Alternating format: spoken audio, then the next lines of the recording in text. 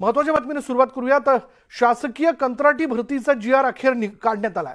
85 संवर्गातील शासकीय पदं थेट कंत्राटी कंपन्यांमार्फत भरण्यात येणार आहेत। अभियंता ते शिपाई पदं आता थेट कंत्राटी पद्धतीनेच भरण्यात येतील। 9 खासगी कंपन्यांना सरळ सेवा पदांच्या भरतीचं कंत्राट देण्यात आलेलं आहे आणि संबंधित कंत्राटी कंपन्यांना शासनाकडून कमिशन मिळणार आहे।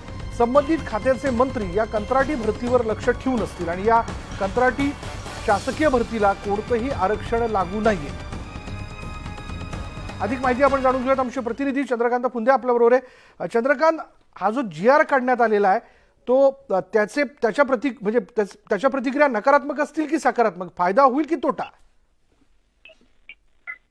शान ही शासकीय भरती इथून पुढे तर होणारच नाही याचा अर्थ असा घ्यायचा तर मुलांनी म्हणजे जर MPSC आणि UPSC सोडली ना त्याच्या पुढची खालची सगळी चतुर्थ श्रेणी, तृतीय श्रेणी आणि द्वितीय श्रेणी सगळी पदं आता कंत्राटी पद्धतीनेच भरली जाणार। शासन नेहमी म्हणत होतं पण विरोध होत होता, पण मागच्या महिन्यातच याचा एक GR आला, विरोध झाल्यानंतर तो रद्द केला आणि आता पुन्हा एकदा सुधारित GR काढला गेल्याबरोबर मग एकीकडे महाराष्ट्र मराठा आरक्षणावरून पेटलेला असताना ह्या घाई गडबडीत डाव साधला शासनाने।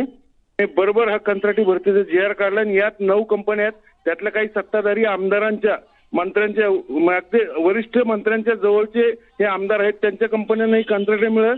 थोडक्यात ह्या मंत्री आमदारांच्या शिफारशीने मुलांना कंत्राटी भरती करून घेतलं आणि रिसर्च कंपन्यांना त्याचं कमिशन मिळणार। मग एका अर्थाने इलेक्शनसाठी हा डाव शासन म्हणतो ना 75,000 भरती 75,000 भरती ती आता सगळी अशा पद्धतीने होणार आहे।